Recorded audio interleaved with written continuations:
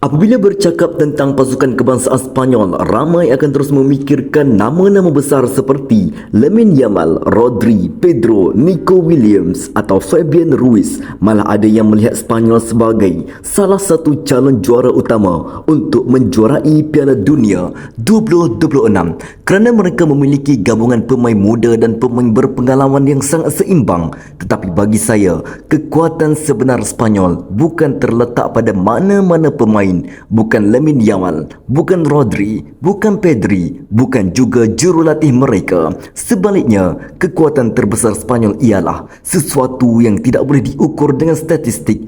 Ia tidak muncul dalam data possession, ia tidak muncul dalam jumlah gol, ia tidak muncul dalam jumlah hantaran berjaya.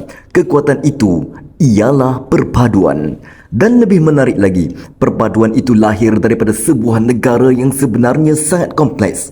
Apabila kita melihat Sepanyol dari luar, kita mungkin menganggap mereka sebuah negara yang biasa seperti negara-negara Eropah lain. Tetapi realitinya jauh lebih rumit. Sepanyol terdiri daripada pelbagai wilayah yang mempunyai identiti tersendiri. Ada Catalonia, ada Basque Country, ada Andalusia, ada Castile, ada Canary Island. Masing-masing mempunyai budaya, sejarah dan cara hidup yang berbeza. Malah dalam sesetengah keadaan, mereka mempunyai bahasa yang berbeza. Ada yang bercakap bahasa Catalan, ada yang bercakap menggunakan bahasa Basque, dan ada yang menggunakan bahasa Sepanyol sebagai bahasa utama. Sebab itu, dalam sejarah moden Sepanyol, isu identiti wilayah sentiasa menjadi topik yang sensitif. Kadang-kadang ia membawa kepada perdebatan politik yang panjang. Kadang-kadang ia mencetuskan perbalahan dalam masyarakat. Tetapi ada satu perkara yang sangat unik berlaku setiap kali pasukan kebangsaan Sepanyol bermain. Perbezaan itu seolah-olah hilang buat sementara waktu.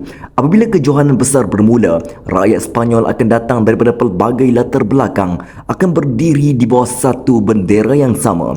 Mereka mungkin menyokong parti politik yang berbeza, mereka mungkin tinggal di wilayah yang berbeza, mereka mungkin bercakap bahasa yang berbeza. Tetapi apabila Sepanyol bermain, mereka semua menjadi penyokong La Roja.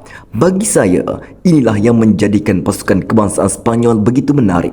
Kerana mereka bukan sekadar mewakili sebuah pasukan bola sepak, mereka mewakili idea bahawa sebuah negara yang berbeza-beza masih boleh bersatu, dan perkara ini sebenarnya dapat dilihat dalam skuad mereka hari ini. Lihat sahaja pemain-pemain utama mereka. Rodri datang daripada latar belakang yang berbeza. Pedri berasal dari Kepulauan Canary. Mikel Oyarzabal mempunyai akar budaya Basque. Nico Williams pula berasal daripada keluarga imigran Ghana. Lamine Yamal mempunyai keturunan Maghribi dan Guinea Khatulistiwa. Mike Cucurella pula berasal dari Catalonia. Jika kita melihat mereka satu demi satu, mereka datang daripada dunia yang berbeza. Tetapi apabila memakai jersey Sepanyol, semua identiti itu bergabung menjadi satu. Dan mungkin sebab itulah ramai orang melihat skuad Sepanyol hari ini sebagai gambaran sebenar masyarakat Sepanyol moden. Sebuah masyarakat yang semakin pelbagai, sebuah masyarakat yang semakin terbuka, sebuah masyarakat yang dibentuk oleh pelbagai budaya. Namun untuk memahami mengapa perpaduan ini sangat penting, kita perlu melihat kembali sejarah mereka. Hari ini ramai melihat Sepanyol sebagai gergasi bola sepak, tetapi keadaan tidak selalu begitu. Sepanjang sebahagian besar sejarah mereka, Sepanyol sering dianggap sebagai pasukan yang gagal memenuhi potensi. Mereka memiliki ramai pemain berbakat, mereka mempunyai liga yang kuat, mereka mempunyai klub-klub hebat. Tetapi apabila tiba kejohanan besar, mereka sering mengecewakan. Malah sebelum tahun 2008, pencapaian terbaik mereka di Piala Dunia hanyalah tempat keempat pada tahun 1950.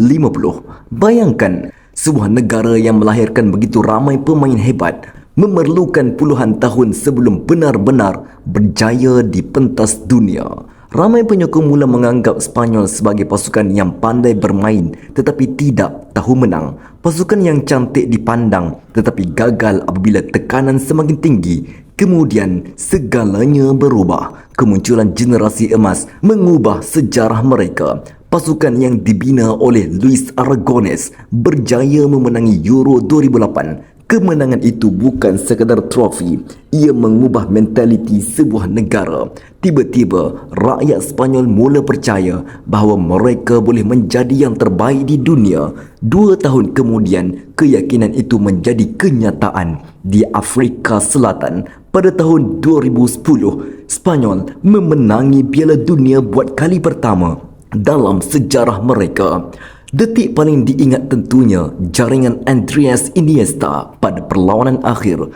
Gol itu bukan sahaja memberikan kejuaraan, gol itu menyatukan sebuah negara. Menariknya, ketika itu Sepanyol sedang menghadapi masalah ekonomi yang serius. Ramai rakyat kehilangan pekerjaan, ramai keluarga berdepan kesukaran kewangan. Moral negara berada pada tahap yang rendah, tetapi pasukan bola sepak mereka memberikan sesuatu yang boleh dibanggakan, sesuatu yang boleh membuatkan mereka tersenyum, sesuatu yang membuatkan mereka percaya bahawa Sepanyol masih mampu menjadi yang terbaik. Kemudian datang pula Euro 2012. Sepanyol sekali lagi menjadi juara.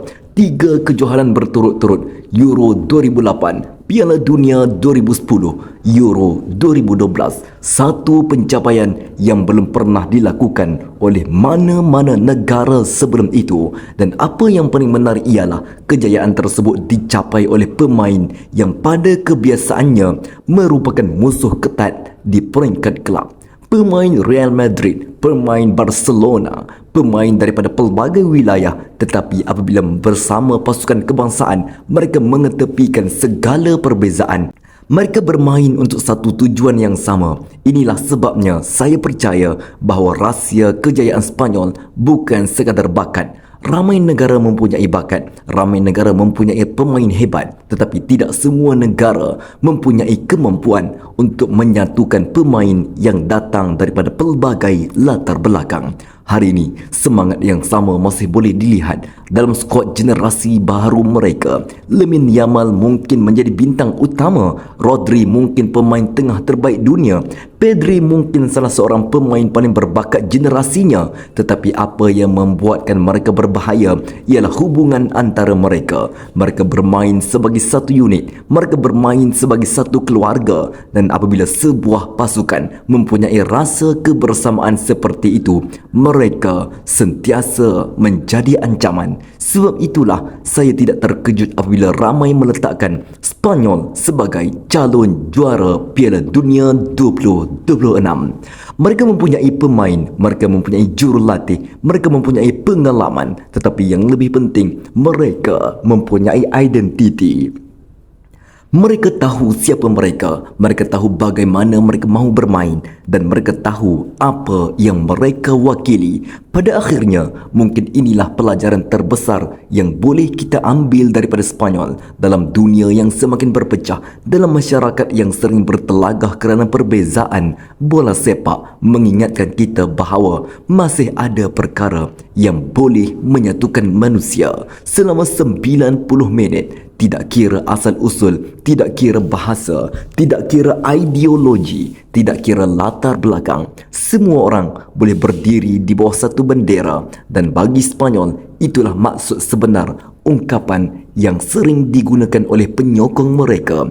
La unidad nos hace fuerte. Kesatuan menjadikan kita lebih kuat. Bukan individu, bukan seorang pemain, bukan seorang jurulatih, tapi kesatuan. Dan mungkin itulah sebab sebenar mengapa Sepanyol sentiasa menjadi antara pasukan yang paling sukar untuk ditewaskan di dunia bola sepak.